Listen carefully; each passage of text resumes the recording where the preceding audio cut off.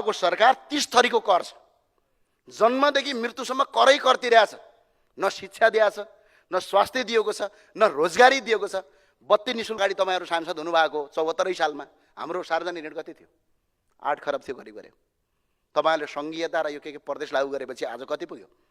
26 खर्ब 11 अर्ब 6 करोड आजको सार्वजनिक ऋण। अनि यो पैसा कसले दिन्छ? यही जनताको करबाट जाने होइन। ऋण ल्याउँदै अनि यहाँ भएभरका नेता र छोटे नेताहरू पाल्दै गर्ने हो भने त देश त उद्योगतितिर लाग्ला नि त। त्यो दिन्छौँ हामी।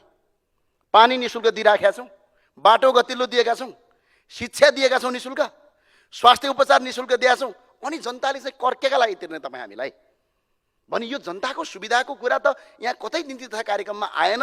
त्यो भए हामी जन्मिँदाखेरि प्रधानमन्त्री भएका मान्छेहरू फेरि अहिले पनि प्रधानमन्त्रीको लाइनमा छन्। यो कहिलेसम्म हुने हो? एक कक्षा फेल भयो भने त दोस्रो कक्षा जान पाइँदैन थियो स्कुलतिर। यहाँ त 5-5 पटक 6-6 पटक फेल भयो भने फेरि प्रधानमन्त्रीको लाइनमा लाग्नुपर्ने। यो अवस्था भएन। अवस्था व्यवस्था दुईटै सुधार्नुपर्छ हजुरहरूले। जम्मा यही हो सम्माननीय सभामुखज्यू। 14 खरब 45 अर्ब 32 करोड रुपियाँ चाहिँ तपाईको विदेशमा काम गरेका दुबई, कतार, मलेसियामा काम गरेका दाजुभाइको रगत र पसिनाबाट पैसा आएको छ। त्यो पैसा रोकियोस् न, 1 महिना पनि यो देश चल्दैन। देश टाट पल्टिन्छ। अनि तिनीहरूका लागि आज एयरपोर्टमा गर्ने व्यवहार कस्तो छ? आज उनीहरूको 14,000 भन्दा बढी लासहरू फिर्ता भएको। आज एक पटकको नेपाली सदाको नेपाली हुनुपर्छ। उनका पुर्खाहरूले बनाएको नेपाली सधैँको नेपाली हो। तर आज के गरिया छ? जसका पुर्खाले हिजो यो देश बनाए, अंग्रेजसँग लडेर होस्, तिब्बतसँग लडेर होस् र मुगलसँग लडेर होस्, आज तिनका सन्तानहरूलाई विदेशी बनाइएको छ।